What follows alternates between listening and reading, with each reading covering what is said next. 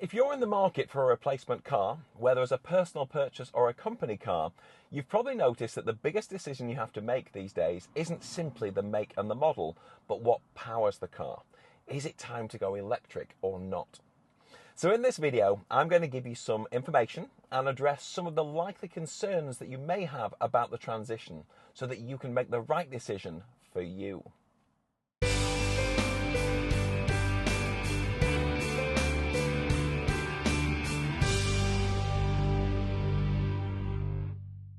Now I'm going to kick this video off by giving you a quick key to some of the abbreviations and phrases that you'll hear me use throughout the video.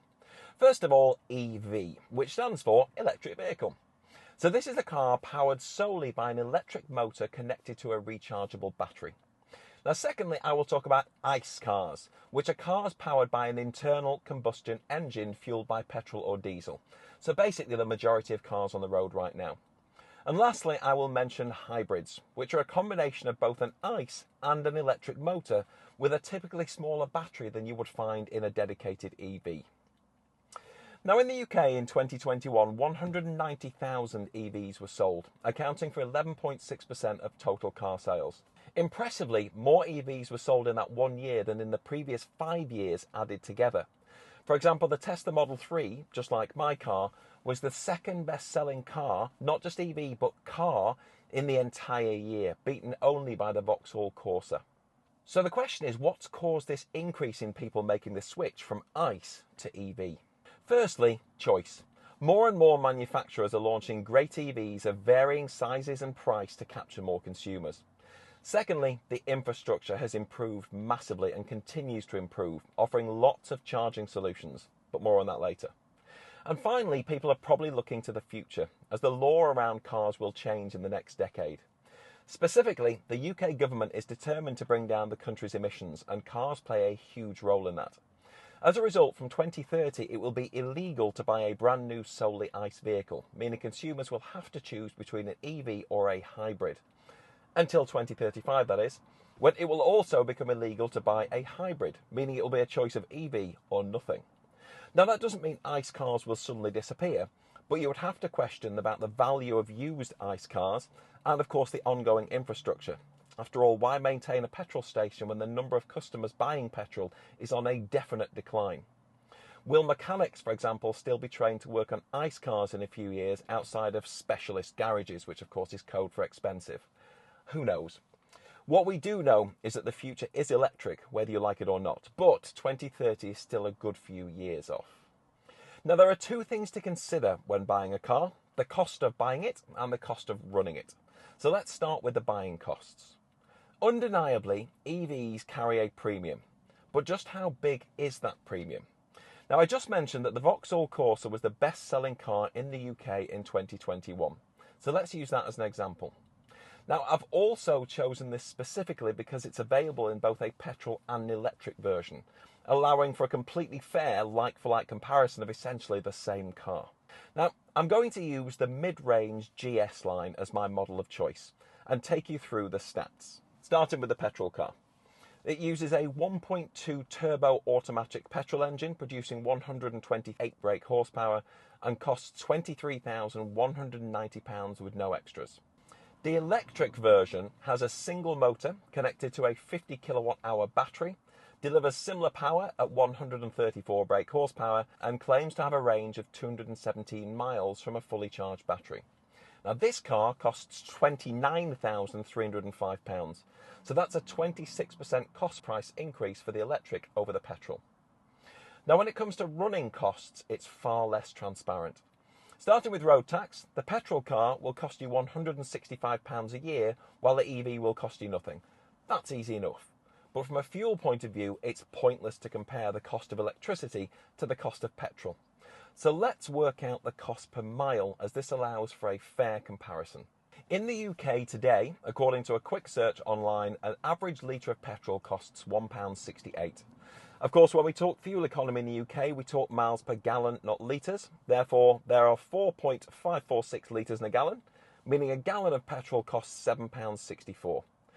The petrol Corsa is recorded by Parkers at giving an average miles per gallon of 48.8. Divide £7.64 by 48.8 and the cost per mile of the petrol Corsa is 15.7 pence. Now, electricity costs are a little tougher to calculate, as unlike the petrol car, an EV can be charged in a whole array of places at a charging station, where you can expect to pay around 60p per kilowatt hour at the moment, at the supermarket or a car park, where you can often pay absolutely nothing to charge your car, or even at home, where your electricity tariff will decide your costs. Now, rather than get bogged down in all the different options, I'm going to focus on the most accessible and the one which most people will likely use, and that is their home. Now, the cost of electricity is at the forefront of people's minds right now due to the cost of living crisis. As a result, the most recent average cost of a unit of electricity in the UK, if you're on a standard tariff, has been anything up to 28 pence per kilowatt hour. Now, this was due to increase to 52 pence from October, but a new government cap has meant that the maximum cost per kilowatt hour will be 34 pence from October the 1st. Now, we're going to work on that figure, and we're not going to take into account the daily standing charge, which has increased, but you'll have to pay that whether you drive an ICE car or an EV. Now, Park has claimed that the Corsa Electric can manage an average of 3.8 miles per kilowatt hour. Now, at 34 pence per kilowatt hour, this means the cost per mile of the Corsa Electric is 8.9 pence. Compare this to the petrol version at 15.7 pence per mile, and if you drive 8,000 miles a year, you'll be spending £712 in the EV versus £1,256 in the petrol. Throw in the road tax and the electric vehicle saves you over £700 a year. Great, but remember that the EV costs you an extra £6,000 to buy. However, and this is why I mentioned that these price caps apply to the standard tariffs only, there are also specific tariffs on the market from a number of suppliers specifically for EV drivers. Now, the way these work is that they give you an off-peak and an on-peak price for your electricity, encouraging you to charge your car during the off-peak hours, typically during the night. Take Octopus, for example. Their EV tariff is called Go and offers heavily discounted rates from 12:30 a.m. to 4:30 a.m. Now, I searched this morning and the rates for my address are 39.25 pence per kilowatt hour for the peak hours and 7.5 pence for the off-peak hours. Now, you'll likely have noticed that the peak rate shown here is higher than the cap of 34p per kilowatt hour for a standard tariff from October the 1st. Now, this is because this is a specialised tariff and the cap only applies to standard tariffs. However, when you sign up for Octopus Go, for example, it's a 12-month contract, and so you're protected from any additional price increases that could happen in the next 12 months. Now, this is not the case on a standard tariff. Now, you would have to do the maths around your own circumstances as to whether this off-peak, on-peak setup is practical for you and how much of your power consumption could be moved to off-peak, such as charging your car or setting a timer for your washing machine or dishwasher to come on during the night. If you decided that it made sense, then we can go back to our cost per mile calculations with new information. Now, at the peak rate of 39.25 pence per kilowatt hour, that means your electric Corsa will cost you 10.3p a mile, which is 2/3 the cost of the petrol car.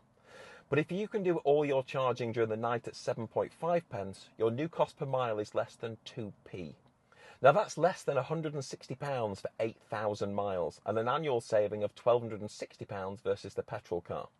Now, at this point, the EV starts to make sense. If you're interested in joining Octopus, by the way, a referral link is in the description below, which will give you £50 off your first bill. It also gives me the same as a thank you for recommending you, so thanks in advance for your support should you decide to use it. Now, the main concern people seem to have when it comes to EVs is range anxiety. Now, the short response to that is that if you wouldn't start a journey in an ICE car without either enough fuel in the car to complete the journey or at least a plan to stop and refuel on the way, then exactly the same rules apply for an EV. However, let's break down range anxiety into the two main components: the range of an EV on a full battery and, of course, the availability of chargers to use while out and about. Now, typically, the average EV will have a smaller range than its ICE equivalent, undeniably. Looking at the Corsa once more, Vauxhall claim that the electric car can travel 217 miles on a full battery. Independent testing suggests it's more like 195, but that's still a 90-mile journey each way with some power to spare and no need to stop.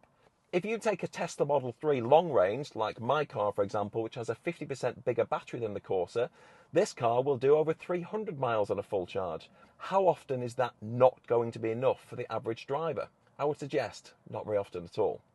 Which brings us on to those times when those 200 or 300 mile range simply won't be enough, and you will have to rely on the charging network. Now this bit might surprise you. Now I searched this information earlier, and in August 2022 there were 8,378 petrol stations in the UK, a total which has reduced year on year for the last 9 years. However, there were 20,336 accessible charging locations, offering nearly 55,000 chargers. That's one for every 4 new EVs sold in 2021, and that number has increased significantly every year. And let's be honest, they're only going to continue to increase every year. Plus, chargers are in places which allow you to get on with your lives while your car charges, such as car parks, hotels, or supermarkets. Tesco have free car chargers outside loads of their larger stores. That's right, free fuel while you shop. Now, I've been to supermarkets 1,000 times in an ICE car, and not once has someone topped my petrol or diesel up while I've been inside buying a sandwich. Can't ignore that.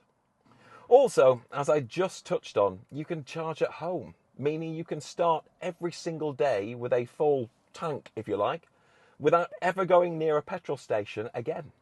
And the average home charger has a 7 kilowatt hour capacity, which means it can deliver 7 kilowatts of power in an hour.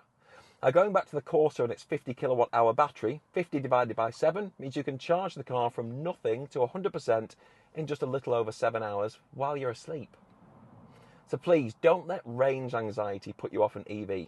In fact, you should have less range anxiety in an EV than in an ICE car. After all, worst case scenario, an EV can plug into any household 3-pin socket, and there's no shortage of those. Now, before we go any further, please do like this video if you're finding it useful. Even better, click the subscribe button to ensure you're notified of any new videos. After all, if you like this video, there's a decent chance you'll like my other content too. Next up is practicality. EVs have no engine under the bonnet, of course, which means some EVs, such as the Tesla Model 3, give you that space back as additional storage. The rear boot is full size still, but also gets some additional storage under the floor where a big petrol tank might normally have been in an ICE car. Another plus of a dedicated EV is that the rear passenger area floor tends to be flat, unlike in an ICE car where various mechanical components such as the drivetrain and gearbox connect the front of the car to the rear, meaning you end up with a hump in the middle. Now, I say dedicated EV as quite a few EVs are actually based on the chassis of an ICE model from the same manufacturer, as opposed to being built and designed as an EV from the ground up. It saves manufacturers millions of pounds to reuse an existing model over designing a new one, so don't be surprised if some EVs you might look at still have the hump. Now, the last thing to touch on before I move on to you company car drivers is the actual driving experience.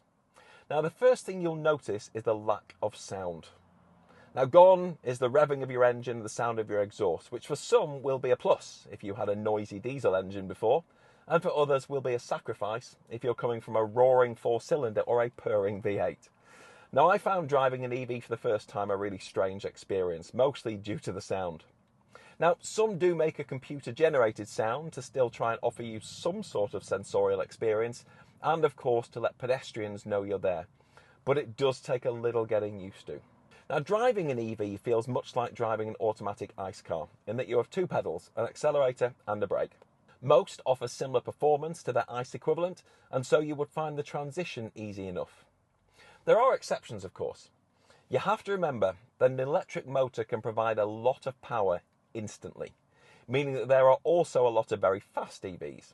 This middle-of-the-range Tesla Model 3, for example, can do 0 to 60 in a little over 4 seconds, which was supercar territory not that long ago. Now, the other element which you may need to adjust to is regenerative braking. Now, how this works is that when you let go of the accelerator, the car will start to slow from the resistance of the motor, which generates kinetic energy which gets put back into the car's battery. So think of a scale electric controller. You pull the trigger and it goes, you release the trigger and it stops. Now master this and you can genuinely drive without ever touching the brake. Now finally, if you have the option to change from an ICE company car to a company EV or hybrid, this section is for you. Now of course, everything you've heard so far about range anxiety and practicality are important, but the cost of buying won't be a concern for you. What you should pay attention to is the cost of running the car and, most importantly, the benefit in kind tax, the company car tax. Now, in short, every company car driver pays benefit in kind tax on their car based on the emissions. The higher the emissions, the higher the tax rate.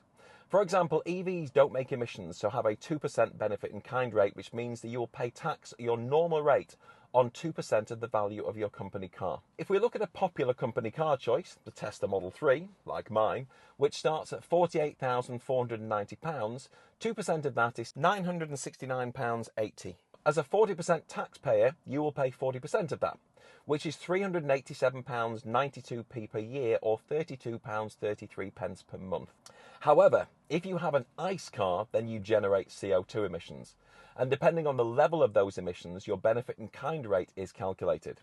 For example, the BMW 320i, which has been a popular executive company car choice for decades, has a list price of £37,520 and a benefit in kind rate of 34%. 34% of £37,520 is £12,756.80p.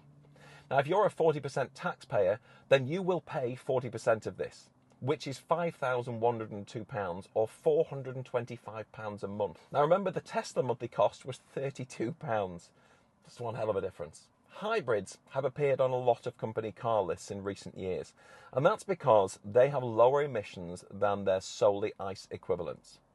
So for example, the BMW 330e, which uses the same 2-litre petrol engine as the 320i, but pairs it with a small electric motor and battery which can travel about 30 miles, has a benefit in kind rate of 12%, because the assumption is that at least some of your mileage will be emission free. Now the 330e has a list price of £43,460. 12% of that is £5,215.20, meaning as a 40% taxpayer you'll pay £2,082 or £173 a month.